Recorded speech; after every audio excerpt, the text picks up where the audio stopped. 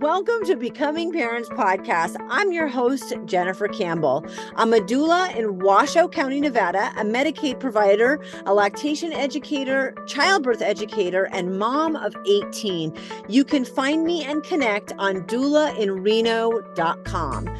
Remember, give a shout out to those who are brave enough to share their stories with us on how they have become parents. Let's dive in.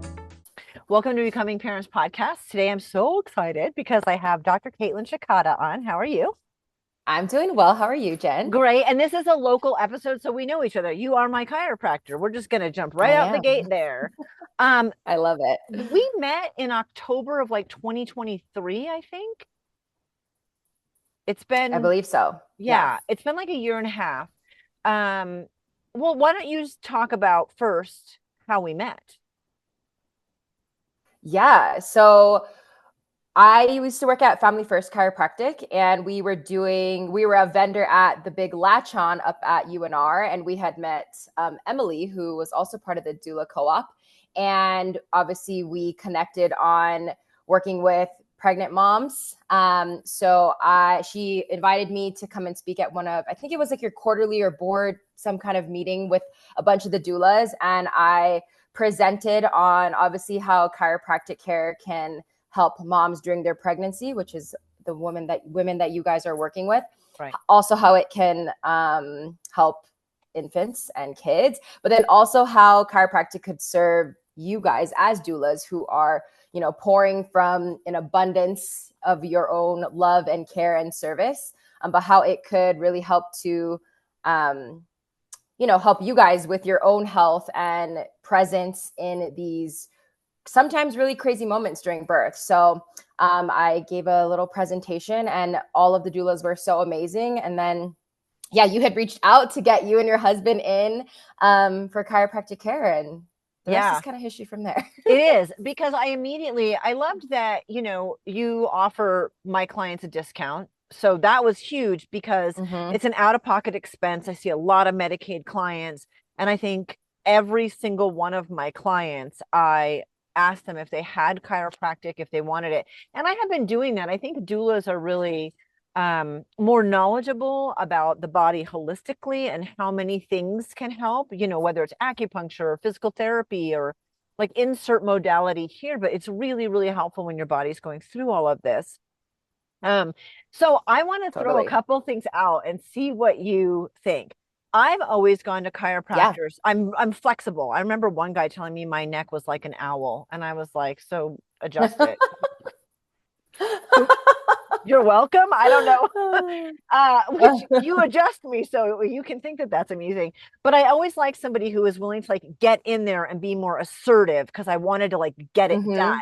And then I met you and you're like, it's a more gentle. So take me through that, because I know I brought my husband once to one chiropractor. He'd never been in his life. And he was like, I'm never doing that again, because the guy didn't tell him really what he was doing, and he was more aggressive. And for me, that I didn't even think about explaining it to him differently, because it was what I knew and what I preferred. And you're a much different approach. And now I'm like, how could I have ever wanted it so aggressively? So take us through that part first. Yeah. So there really are so many different techniques in the chiropractic profession. And I think number one, it does start with the education. So just like for your husband, there was not really okay, this is why I'm doing what I'm about to do. Right.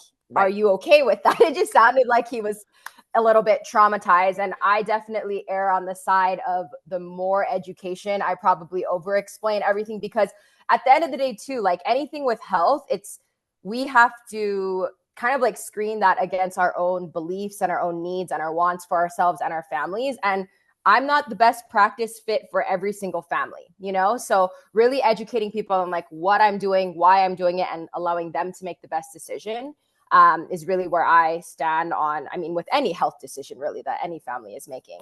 But in terms of the adjustments, there are, I think, just different kind of camps in chiropractic. There are more of the pain-based, which is a lot more under the insurance model. And that is more of moving joints and popping joints and etc., which can be very helpful. I mean, I used to get adjusted that way a lot.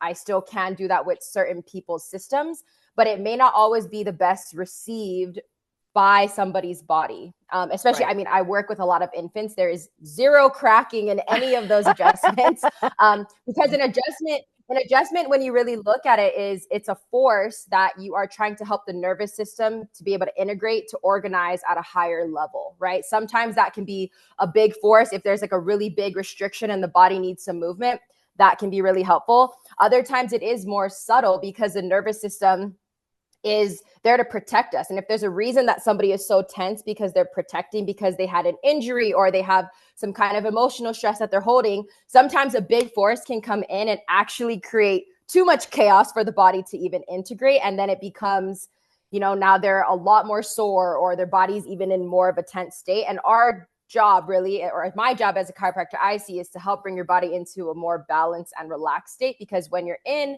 more balanced, relaxed state, you're more adaptable. And that's where health really is. To me, health is, how adaptable are you? We are all going to be experiencing stress. It's like, how can you recover from that stressor in your body? So that's just where, for me, I mean, I have learned a lot of different techniques. Thankfully, at the school that I went to, they taught a lot of different electives. I tried to take as many as I can, because I like to be able to serve whoever's on the table the best with how their body responds, how they prefer to be adjusted. Some people love the popping and cracking. Great. Other people, they're a little more skittish about it. So I do have other tools that I can use to still get the right result for their nervous system without using, forces that would make their body go into more of a tense and protective state. I love how much you talked about the central nervous system, because, it's part of that spinal cord. But I don't think, when I'm going to the chiropractor personally, I'm not thinking about how is this affecting my central nervous system ever, not once, until you and I really started having conversations, and on one of my adjustments, I said to you, does somebody touch you the way you touch me? I remember that. And you were like, yes, somebody, because there's something about being on your table and not just having somebody come in, do some WWE stuff and crack you.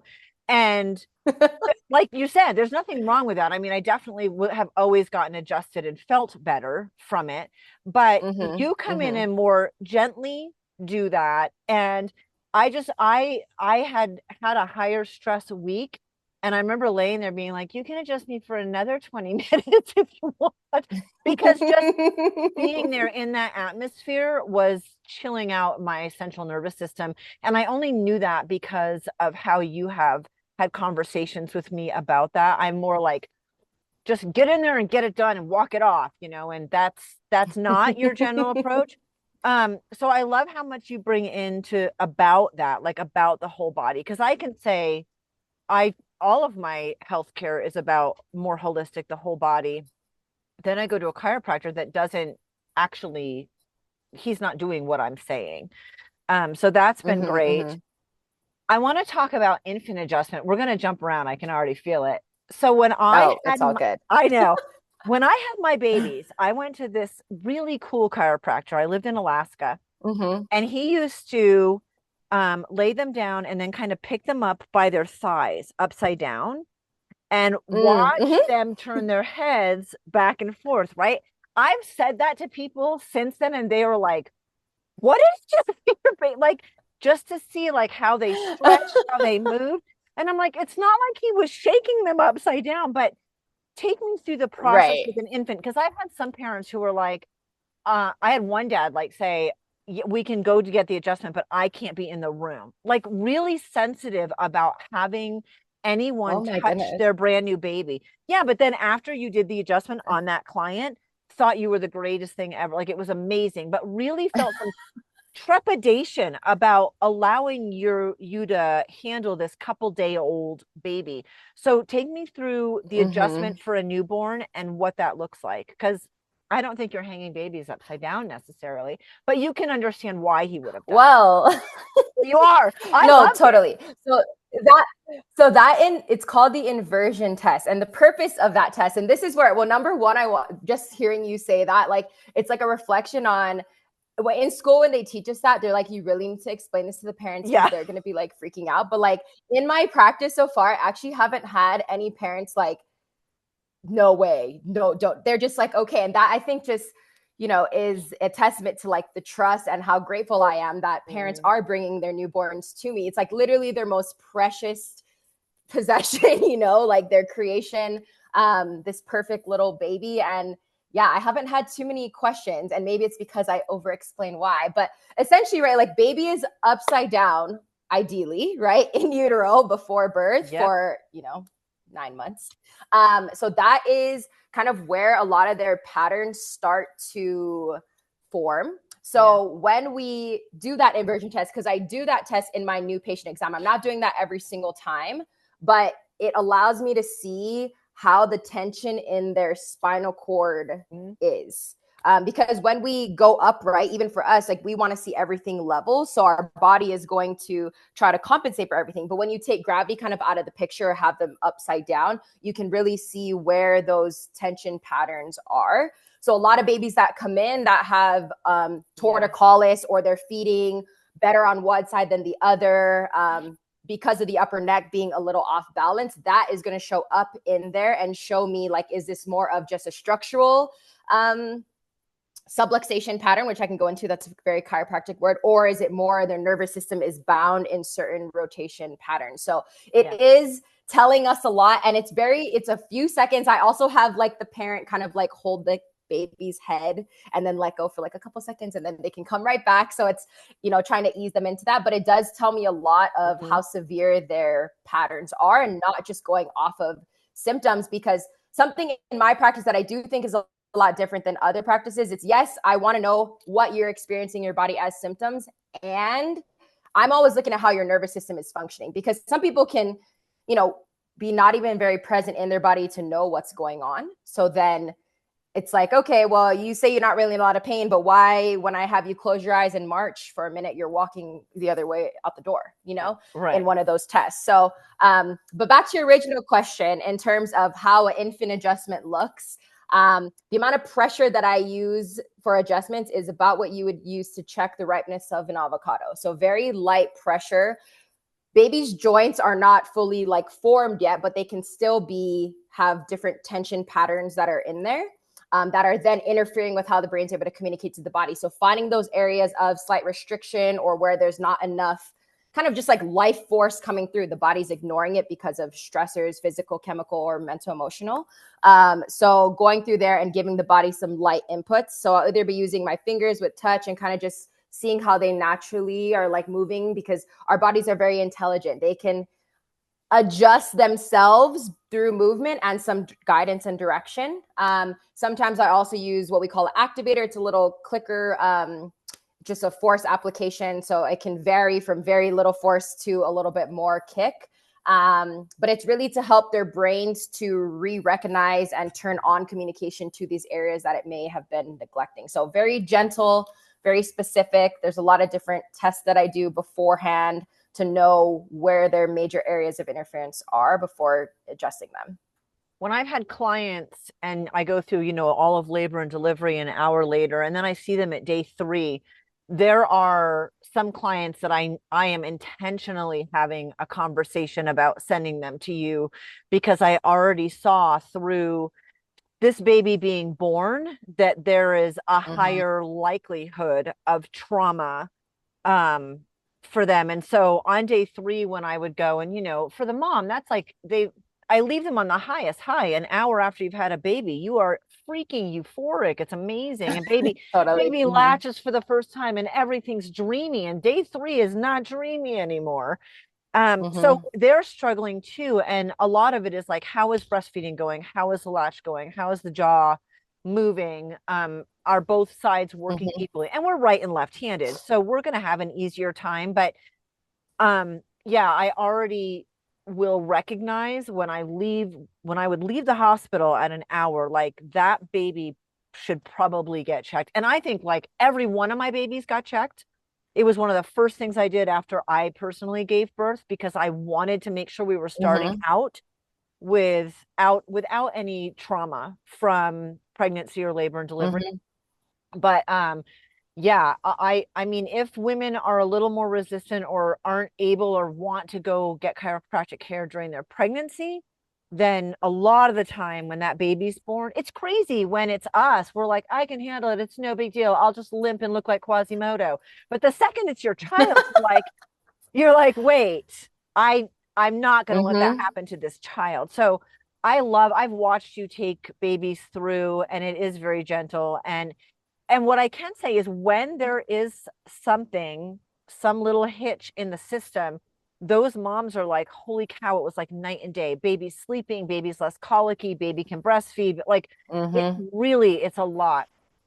I want to touch on Yeah. when women are pregnant and they're at the very end of their pregnancy, they're hitting like that 38 to 42 weeks. I'm often like, are you open to Mm-hmm. chiropractic adjustment? Not that going to a chiropractor, like, look, nothing, an atomic bomb is not going to put you in labor if your body is not ready, um, Mm-hmm. naturally. But chiropractic can really line things up so that it encourages labor. Can we talk a little bit about that?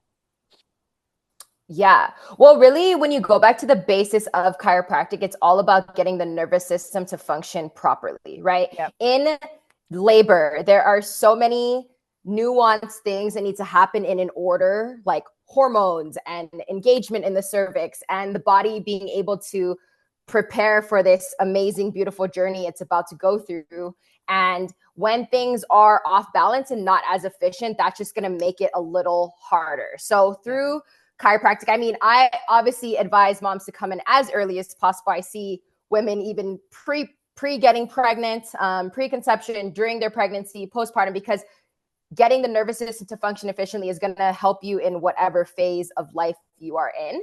But especially, yes, during that time, one of the techniques that I am certified in, which is very common in chiropractic, is called the Webster technique. But Yes. this is to help get biomechanical and neurological balance in the pelvis, because structurally, right, if especially if right baby's like maybe not an ideal position, because that would be something that could also delay right labor, but bringing balance is going to give baby the best opportunity to be able to get head down, to be able to engage the cervix, to be able to release all the hormones necessary for dilation, all the things.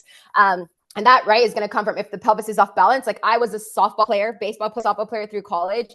My pelvis is a little bit off balance, and I do want to have kids naturally one day. So I make sure that I get adjusted because, right, we have all these repetitive tensions that are continuously happening through our life. So we want to make sure that that's as balanced as possible.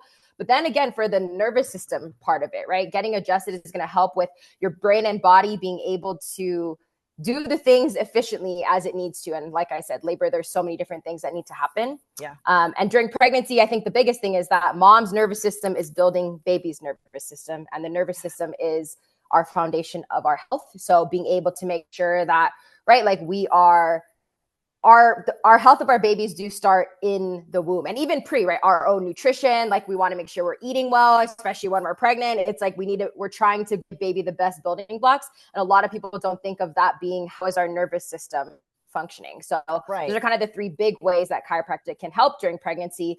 But especially, yeah, if they're already like 36, 38 weeks, it's like, okay, like also to get mom into like a recuperative state and not just so anxious, because right, stress hormones are also going to delay hormones that are going to be able to help with getting into labor as well.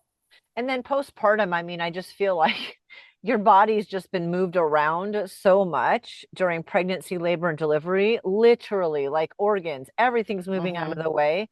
And so I'm always encouraging moms, as soon as there's this balance between feeling like you got hit by a truck because you gave birth, like just the normal, I just gave birth, Yes. and like it was a lot. Waiting until you feel good enough that you are comfortable going to the chiropractor, but doing it kind of as soon as you are comfortable, because you're getting that central nervous system back in line from that. I jumped right into Yes, chiropractic care totally. because we know each other. You grew up in Hawaii, though, and you don't have children of your own, because I would have I asked that up did. first. Tell me about Correct. Hawaii. What about it? Well, I lived there, and I was a haole. They did not like me living there. You're like, I like you now. It's an interesting place.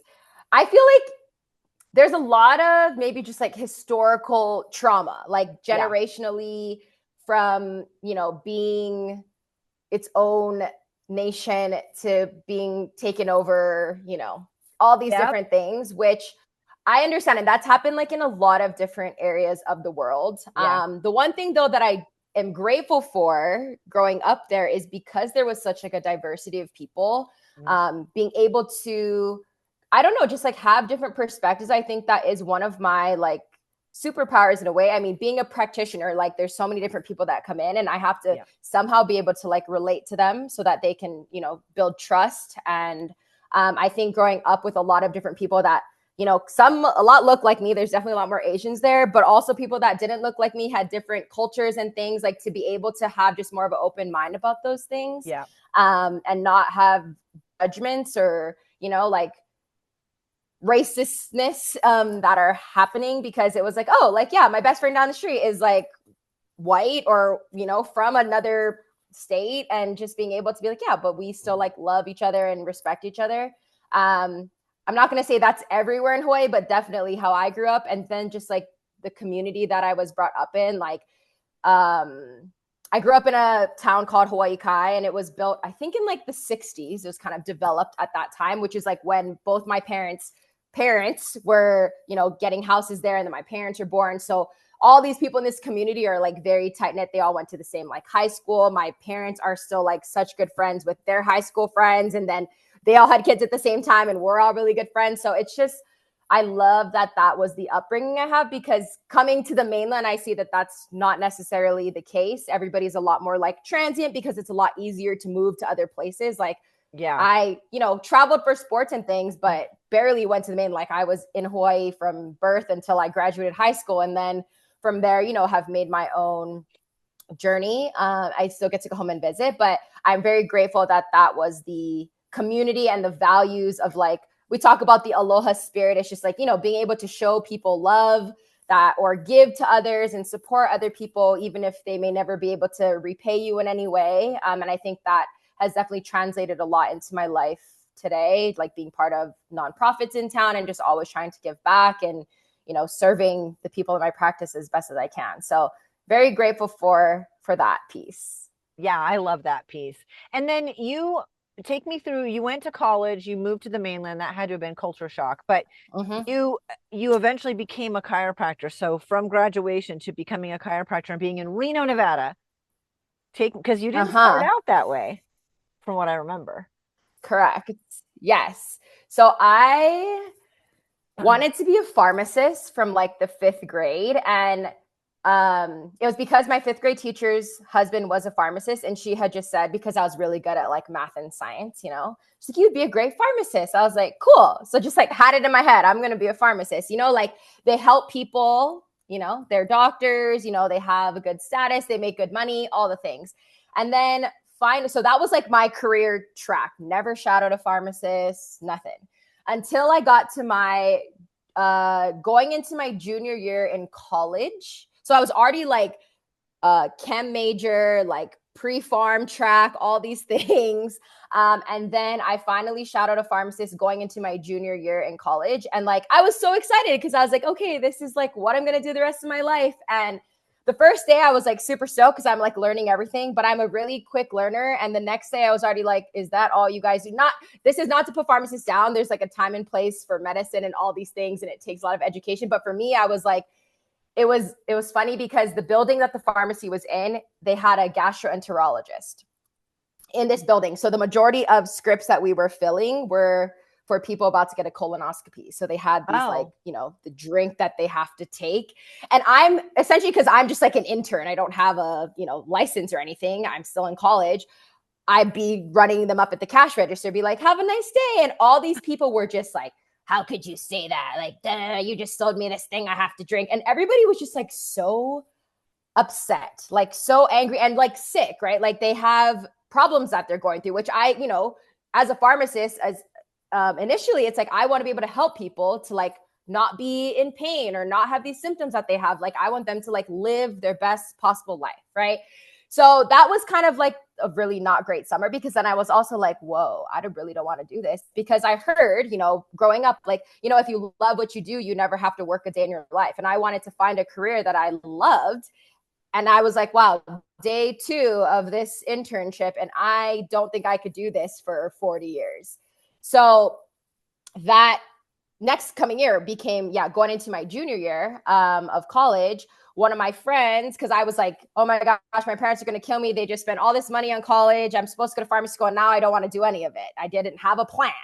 And one of my friends' dads is a chiropractor down in Fullerton, California. And he was just like, you'd make a great chiropractor. I played college sports. Like I was, tried to make healthy choices, all these things. I kind of already was on that like philosophy of life and health.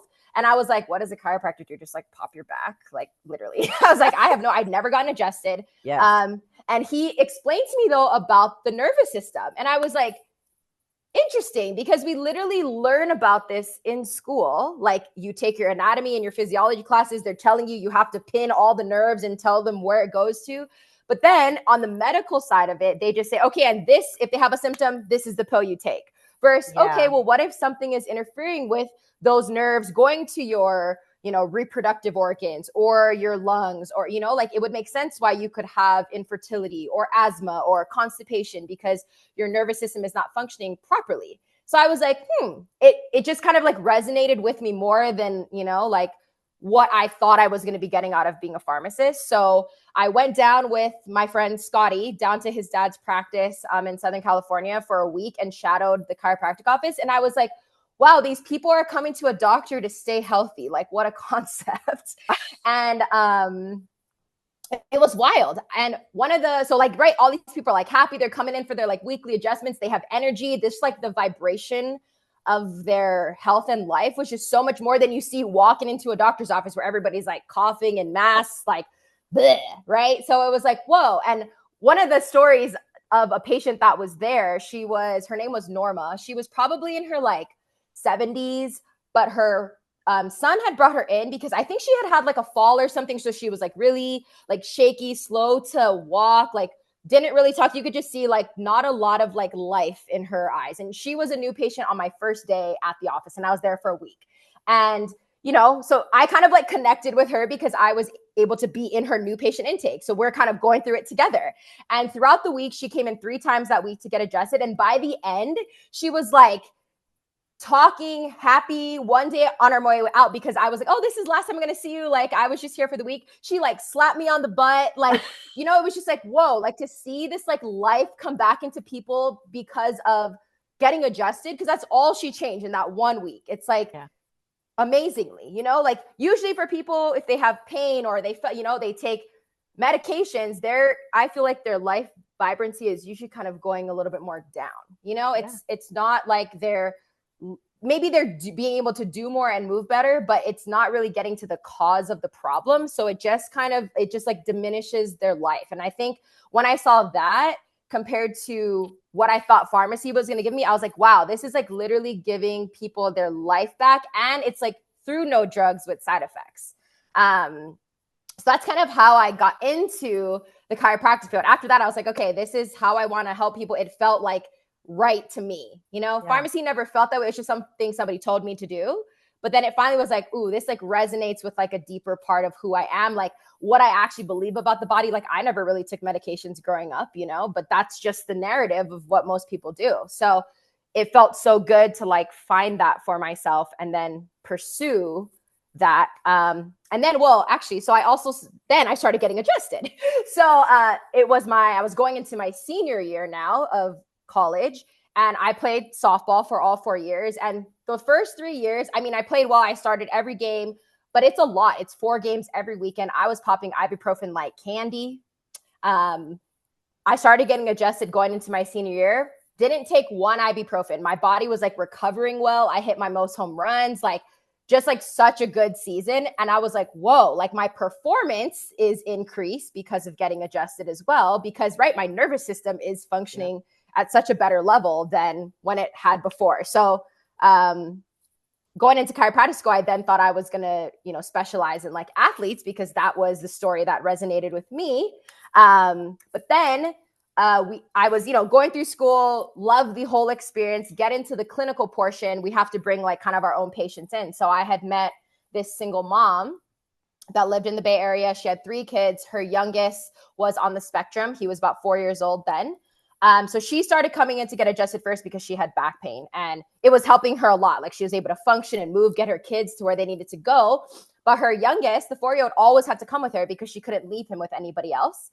And that just so happened to be the quarter that I was taking the pediatric class of chiropractic. And in chiropractic school, you only get really 1/4 of pediatrics. So if something that you love, I've done a lot more outside of school to get more education to be able to serve kids in the best way. But one of the things, right, obviously in the general philosophy of chiropractic, it's how is the brain communicating with the body? A little boy on the spectrum, they call it sensory processing disorder. Sensory processing happens in the brain.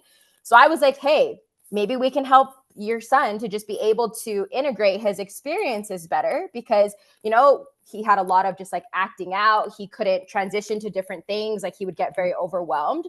So she's like, well, like, I feel better. I might as well try it. And usually, right, she's like, okay, well, we might need to take it slow because, for a haircut, we have to take him like 3 times before he even wants to get his hair cut. And but he like hopped on my table pretty easily, which was amazing. And we would, do his adjustments, and I would talk to him. He would bring his little like dinosaurs and animals in, and he would tell me about all of them, so really just making it comfortable for him. But through his adjustment, she started to realize like, whoa, we could stop at like 3 places on the way home without him having like a total, outbreak or a tantrum. Then he was like moving up in his swim class because he was finally like getting into the pool. And then she could, go off with her boyfriend for a weekend and leave him with her mom, and he would be okay. Whereas like that was not even anywhere on the table before that, because she was the only thing that he could like regulate with. So to see then like how that changed not only this little boy's life and the trajectory of his entire health. Now he's like, I mean, gosh, how long ago is that? He's probably like 10 now.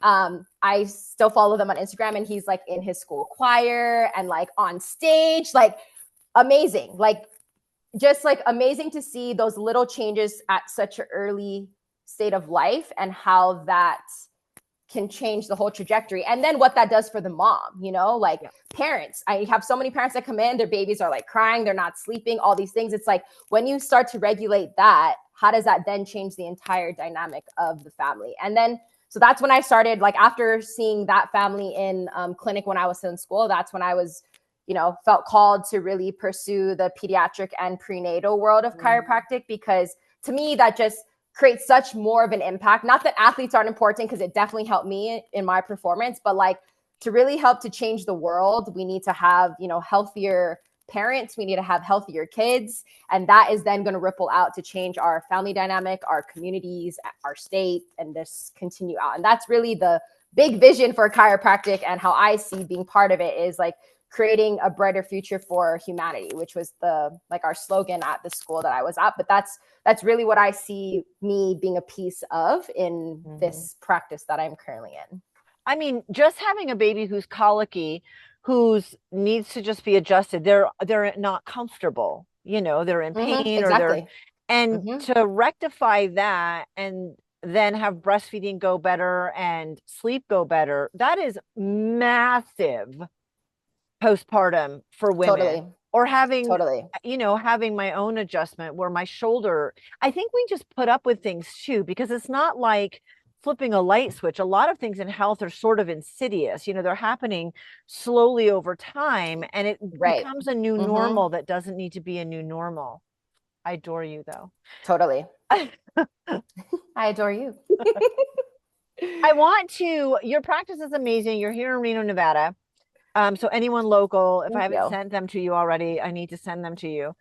Your links to Instagram are in the show notes, and people can reach out to you. You're very communicative. People have been like, she was in Hawaii on a vacation with her family at a wedding, and she messaged me back.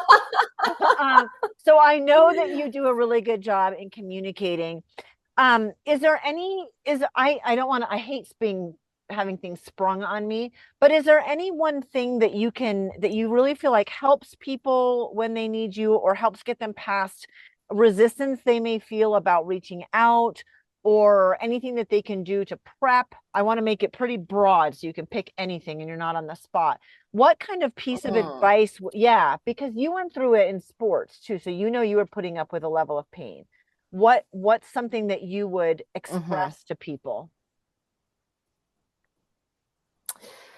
I think at the basis of it, like what kind of sets me apart too in the chiropractic field and in this community is like really focusing on like what your goals are for your health, you know? Like a lot of us, because of just like the stressors from day to day, we just fall into like what's common. Oh, my shoulder hurts. Like everybody's shoulder hurts. It's like, okay, like versus being like in my ideal life, like what do I want? How do I want to feel? And then finding support. And that could be a chiropractor for, you know, if they want an ideal birth, that's having a doula, you know, and other things, but finding the support that is going to get them to that, because everybody deserves to live the life that they imagine. It's not easy and it's possible. And I think that's really what with chiropractic I learned is like, we have this limitless potential of our body and we don't use a lot of it because our nervous systems are in stress because of physical stresses we've had, mental emotional stressors that we deal with day to day, what we're putting into our body, chemical stressors. So like finding practitioners that are going to help support whatever level of health that you're wanting to be at, and then also somebody that also embodies that. I think health is my number one value for myself, and majority of the times my actions are exactly reflecting that. Sometimes it's hard to listen to a practitioner. You're like, well, you're overweight. I see you smoking a cigarette, like all these things. Like, how are you telling me about my health? Like, I think it's really great to find the support of people that are walking the walk and as they're talking the talk. And I think the people in my practice, like even the people that came in like solely just out of pain, which is not like how I advertise myself in any way, because chiropractic is so much more than just about pain, but they notice just like they feel so much more empowered and about making changes. And I'm always, you know, giving them different recommendations too. Like, okay, have you thought about this? Or how is, you know, maybe, yeah, you're getting your workouts in and your movement, but how is that potentially, how are you not recovering from them properly? That is then causing injury over time. Like how can we analyze what we already have and make those better and more efficient to serve our bodies? But if anybody is interested, like doing a new patient consultation or even just calling and asking me questions about any reservations they have, I'm always open to that, because even if it's not my office that they end up in, like I know and believe that chiropractic care can benefit every single person on this planet in some way, shape, or form. You obviously have to find the right fit of a chiropractor, but I do think when everybody's nervous systems are healthy, we will be able to make better choices for ourselves, have better relationships with others, serve our communities better.